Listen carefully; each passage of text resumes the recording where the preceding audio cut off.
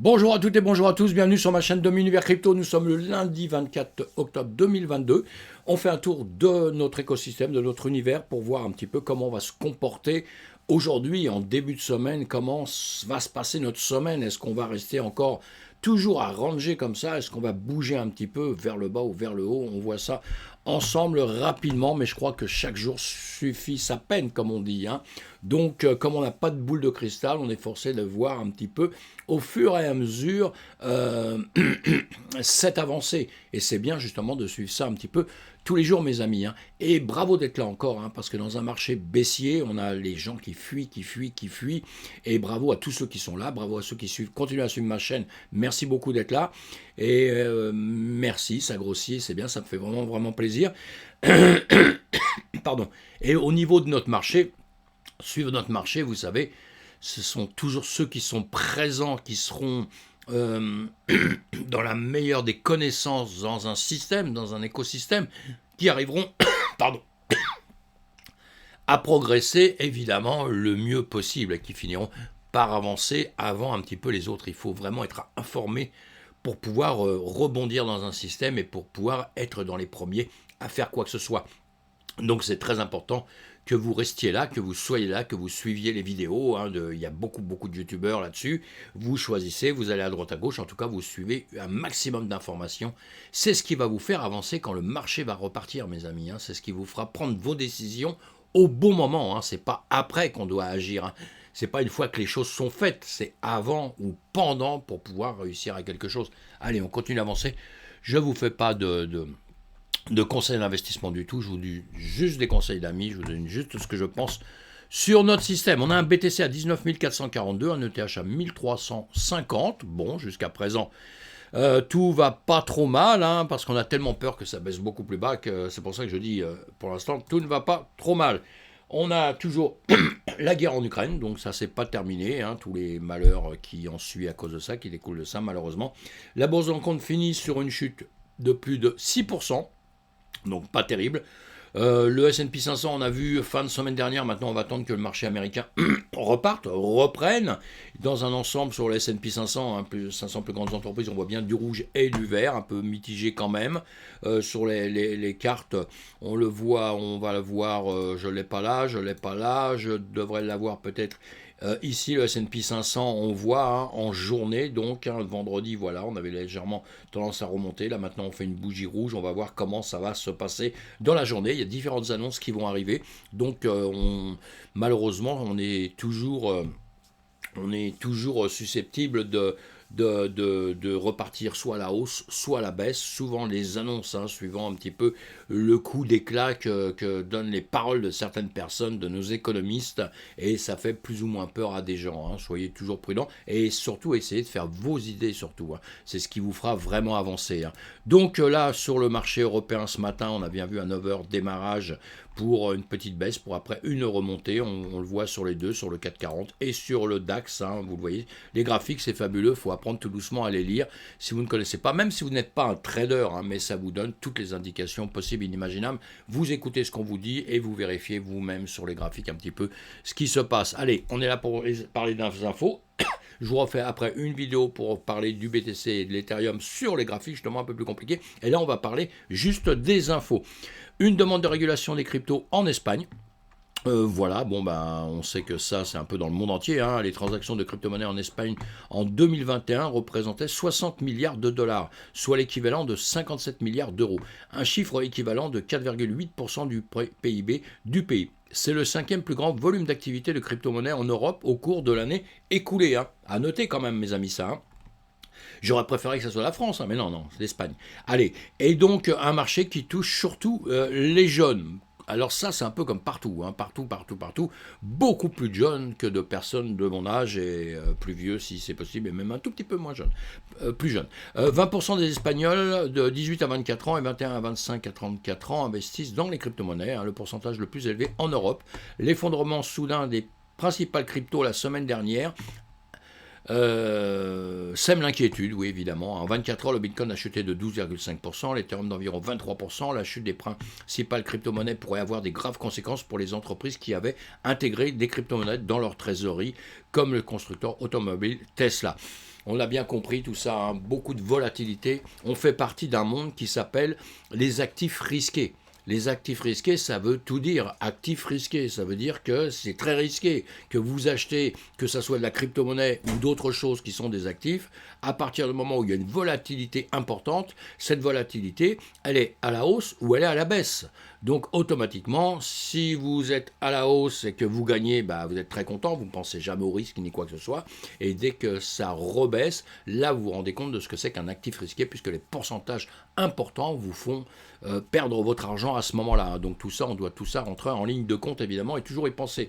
Cointelegraph nous dit quoi? Fidélité va renforcer l'unité de cryptographique de 25% supplémentaire avec 100 nouvelles embauches. Voilà, ça c'est des bonnes news. Hein. Vous allez lire tout ça, des entreprises qui avancent dans notre écosystème. J'aime bien donner ce genre d'annonces, évidemment, hein, parce que vous avez vu que je donne aussi des mauvaises annonces. Hein. Je ne vais pas que dans un sens, à toujours être content, le sourire aux lèvres et tout. Non, non, j'essaye de faire un mix de tout ça et de voir les bonnes et les mauvaises annonces, évidemment. Hein. Tout ça, ça joue sur notre système. 1,1 milliard d'USDC de MakerDAO, bientôt sur Coinbase. Bah voilà, pour générer du YEL, MarketDAO investit sa trésorerie, une proposition de Coinbase.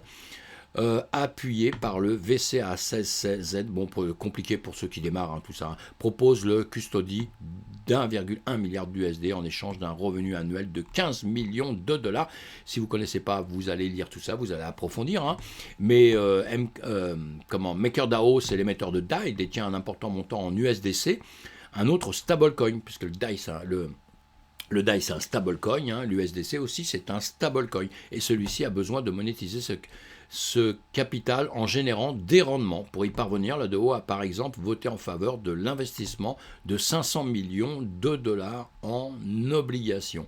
On parle de vote, hein, parce que dans beaucoup de systèmes, justement dans notre DeFi, des entreprises, eh bien, c'est souvent les communautés qui votent un peu, enfin des gens qui ont misé sur une entreprise, qui ont, on va dire, pour simplifier, la crypto de l'entreprise, ou qui font du minage dessus, etc., et qui peuvent voter, qui peuvent donner leur avis, et pour que l'entreprise prenne une décision. Allez, vous suivez tout ça, c'est important, tout ça, ça avance. Hein. Prédiction des prix Bitcoin et Ethereum, modèle de triangle de rupture BTC, préparation pour le décollage. Alors ça, vous allez voir, vous allez avoir pas mal d'articles à droite à gauche, justement, avec sur certains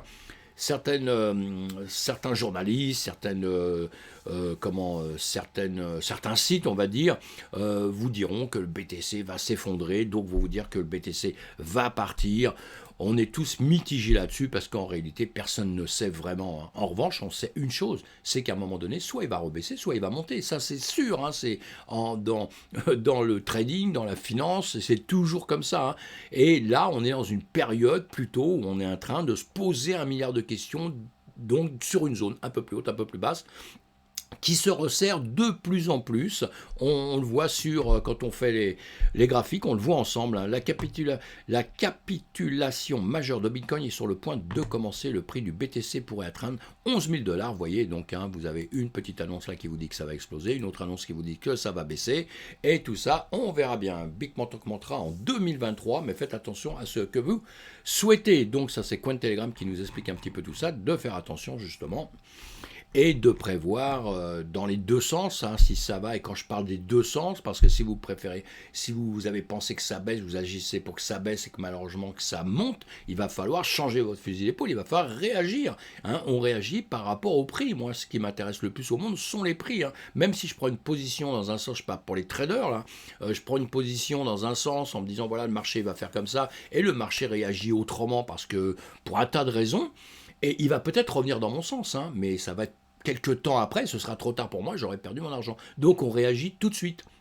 On ne se fait pas des plans pour, si on trade hein, dans la journée, si vous êtes trader sur 6 mois, 1 an, 10 ans, 300 ans, évidemment que vous ne réagissez pas exactement pareil. Hein. Mais ce que je veux dire en tout cas, on essaye quand on travaille dans la journée en tradant, il faut réagir très vite, il ne faut pas attendre, parce que plus vous attendez, plus vous perdez en règle générale. Quand vous agissez en quelques heures, hein, on est bien d'accord, on ne laisse pas partir son argent comme ça, filer comme je vois certains en disant de toute façon j'ai raison, ce que j'ai dit ça va arriver. Effectivement, souvent on a raison, souvent ça arrive, Mais malheureusement, entre-temps, on s'est fait liquider. Ça, je ne vais pas l'expliquer plus longtemps là parce que ça mettrait trop longtemps. Mais n'oubliez jamais ça, les jeunes traders, on ne laisse pas filer son argent, mes amis.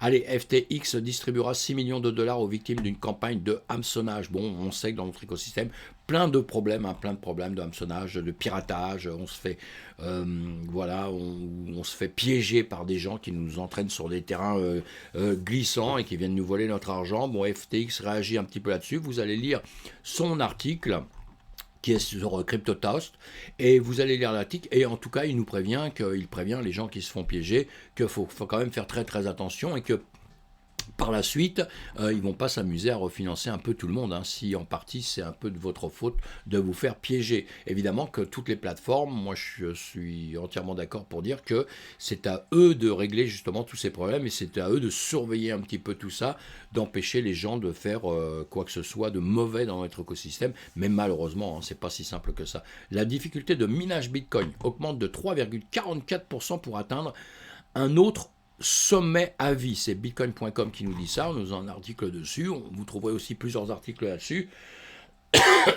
Un minage Bitcoin de moins en moins rentable, c'est ce que nous dit Being.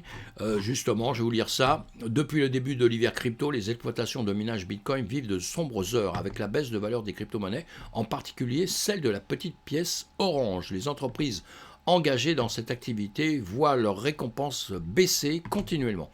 Alors qu'il y a un mois, le revenu des mineurs passait en dessous du milliard de dollars, un nouveau record vient d'être enregistré malheureusement. En effet, selon un graphique de Glassnode publié ce matin, le minage Bitcoin sera encore moins rentable qu'il y a quelques semaines. Un phénomène qui serait dû à la hausse exponentielle du prix du hachage. Celui-ci aurait atteint le record de 66 500 dollars par extract. Ce qui signifie que pour miner le jeton, l'exploitation doivent consacrer une plus grande partie de leurs revenus. Si ce n'est la majorité. Ça, c'est vraiment un problème. À ces opérations de calcul leur permettant d'exploiter un bloc. Hein, donc, ça leur coûte de plus en plus cher. De quoi baisser considérablement les récompenses véritablement récoltées par les fermes en fin de course. Donc, on le sait que tout ça, hein, on sait qu'il faut de l'énergie pour pour fabriquer la crypto-monnaie, le Bitcoin tout au moins. On sait que ça a un coût, un certain coût. Effectivement, quand le produit se vend moins cher que la fabrication du produit, on le sait à longueur de temps qu'il y a une perte et donc on est un peu dans une phase comme ça actuellement, mais on va voir ça avec le temps, hein, parce que beaucoup de messages sont comme ça, beaucoup de mineurs se plaignent, mais pour l'instant personne n'a encore vraiment s'est effondré totalement, hein, par quelques petites entreprises évidemment. Ils ont l'air quand même tous de tenir le choc et j'espère que ça va continuer comme ça, Voilà, donc on a un ensemble ici de 500 cryptos qui est plutôt dans le rouge et dans le vert, hein, vous avez ça sur différents sites où vous pouvez voir tous les prix comme CoinGecko, comme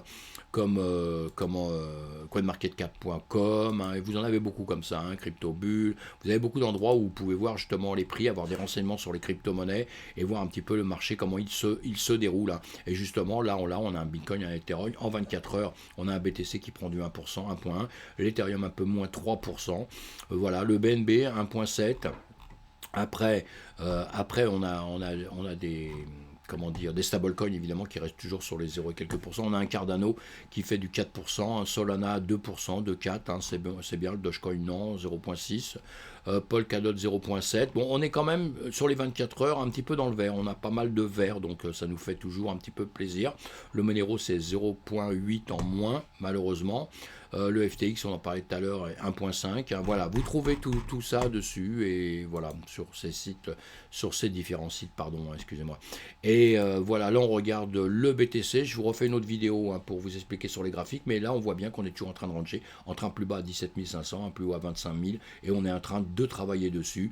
Et on s'est refait une zone plus resserrée actuellement. C'est pour ça que ça inquiète un petit peu tout le monde, puisque là on a un niveau quand même qui est sur les 18 500 jusqu'à 20 500, on va dire. On est en train de travailler sur ce niveau-là. Hein. Vous voyez ce que je vous ai mis là, je peux le resserrer un tout petit peu, voilà. Comme ça, on est en train de travailler vraiment entre ces deux hauteurs. Et là, à un moment donné, on sait bien que, je vous l'ai dit déjà ici, hein, il y a quelques jours ici, le 7 octobre, nous sommes le 24, toujours pareil, dans les mêmes périodes, et on va craquer ça ou on va craquer ça. Alors si on craque vers le haut, on peut aller jouer jusqu'aux 25 000 et revenir dessus comme ça et rester encore longtemps comme ça. Si on craque en dessous des 18 000, hein, si on craque là actuellement en dessous des 18 200, on va dire, et si on vient craquer en dessous des 17 800 et encore un peu plus bas, là ça va être très inquiétant puisque on aura les 14 000 à venir récupérer dans le futur, si ça se fait. Mais bon, moi j'aime cette zone, je continue à le redire, je le dis, je le répète, j'aime cette zone de l'ancien ATH de 19 000, 20 000, on va dire des 2017, fin 2017. Hein. Donc cet ATH là, on est venu travailler dessus depuis pas mal de temps. Donc pour moi, ça me plaît bien et voilà, en espérant que simplement c'est une zone de réflexion pour les futurs acheteurs et une réflexion pour aussi les vendeurs qui se disent bon bah ça y est, on n'ira pas plus bas, maintenant on va abandonner l'histoire et on va repartir à la hausse. Voilà. Mais entre-temps, on n'oubliera pas qu'il y a toujours ces liquidations à jouer. Donc pour ceux qui ne connaissent pas ça, qui ne savent pas encore, qui ne sont pas des champions du monde sur les liquidations et tout, il faut toujours être très prudent hein, parce que ça monte, ça baisse, ça monte, ça baisse, toujours pour un sens, pour faire le travail simplement des traders, le travail des grosses institutions, de prendre de l'argent évidemment à d'autres personnes. En trading, on n'oubliera jamais une chose, vous gagnez à la hausse et vous pouvez gagner à la baisse aussi, mais il faut être dans le bon camp au moment où ça se fait, malheureusement, et pour un gagnant, il y a un perdant, hein, d'accord? Donc il ne faut jamais oublier ça. Allez mes amis, à plus tard, abonnez-vous à ma chaîne si vous en avez envie, vous cliquez sur le pouce bleu, ça fait toujours plaisir, et puis sinon, si vous êtes abonné, vous retrouvez mes vidéos à longueur de temps, j'en publie quelques-unes, voilà. Merci d'être là, merci d'avancer avec moi, à bientôt. Et restons prudents, hein, toujours. Hein. Prudence, prudence et prudence, mes amis. Ça, c'est la chose la plus importante. Voilà.